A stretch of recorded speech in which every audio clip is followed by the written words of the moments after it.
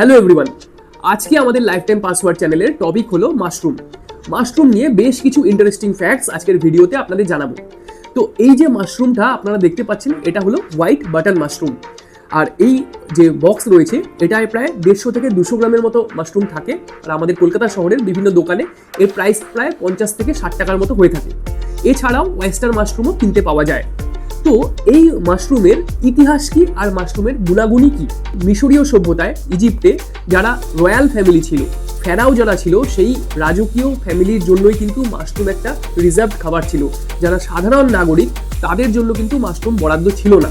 প্রাচীন গ্রিক আর রোমান সভ্যতায় কিন্তু মাশরুমকে দেবতাদের খাবার হিসাবে গণ্য করা হতো। এনশিয়েন্ট চায়নাতেও মাশরুমকে এমন একটা খাবার হিসেবে গ্রহণ করা হতো যেটা মানুষের যৌবনকে অনেক দিন বাড়িয়ে তুলতে পারে। তো ভারতের ইতিহাস যদি আমরা দেখি, তো ভারতের কিছু কিছু জায়গায়, যেমন নর্থ ইস্ট, ওয়েস্ট বেঙ্গলের কিছু জায়গা, এই সমস্ত জায়গায় মাশরুম আগে থেকেই খাওয়ার প্রচলন ছিল। কিন্তু আমাদের দেশের কুইজিনে মাশরুমের কিন্তু বহুল প্রচলন ছিল না। এর কারণ কি? এর একটা কারণ হলো মাশরুমকে কিন্তু সম্পূর্ণভাবে একটা ভেজিটেরিয়ান ফুড হিসাবে অনেকেই এখনও গণ্য করেন না।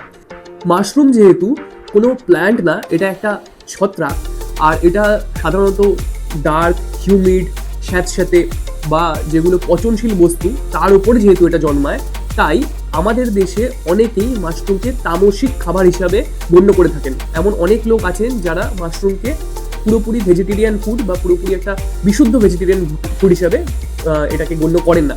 কিন্তু মাশরুম কিন্তু যদি আমরা নিউট্রিয়েন্টসের দিক থেকে দেখি, তাহলে একটা ভীষণ নিউট্রিয়েন্ট ফুড। মাশরুম অ্যান্টি অক্সিডেন্টে ভরা একটা ফুড। অ্যান্টিঅক্সিডেন্ট আমাদের শরীরের যে ইনফ্লেমেশন সেটাকে কমায় আর ক্যান্সার থেকে আমাদেরকে বাঁচায়। এছাড়া মাশরুমের মধ্যে পটাশিয়াম আর ভিটামিন বি প্রচুর পরিমাণে থাকে। আর মাশরুমের মধ্যে থাকে বিটা গ্লুকান, যেই বিটা গ্লুকান আমাদের ইমিউন সিস্টেমকে খুব স্ট্রং করে তুলতে সাহায্য করে। এছাড়া মাশরুমের যেটা সবচেয়ে বড় গুণ, সেটা হলো এই মাশরুম আমাদের যে স্কিন, সেই স্কিনের মতোই কিন্তু ভিটামিন ডি সংশ্লেষ করতে পারে। আর আমাদের শরীরের বোনের জন্য, হাড়ের জন্য কিন্তু ভিটামিন ডি ভীষণভাবে দরকার। তো এই মাশরুম সূর্যালোকের আন্ডারে বা ইউভি লাইটের আন্ডারে কিন্তু ভিটামিন ডি সংশ্লেষ করতে সক্ষম। তাই ভিটামিন ডি যদি আমরা পেতে চাই যথেষ্ট পরিমাণে, তাহলে মাশরুম কিন্তু একটা খুব গুরুত্বপূর্ণ সোর্স হয়ে উঠতে পারে। আপনাদের যদি এই ভিডিওটা ভালো লেগে থাকে, ইনফরমেটিভ মনে হয়ে থাকে, তাহলে লাইফ টাইম পাসওয়ার্ড চ্যানেলকে অবশ্যই সাবস্ক্রাইব করুন আর শেয়ার করুন।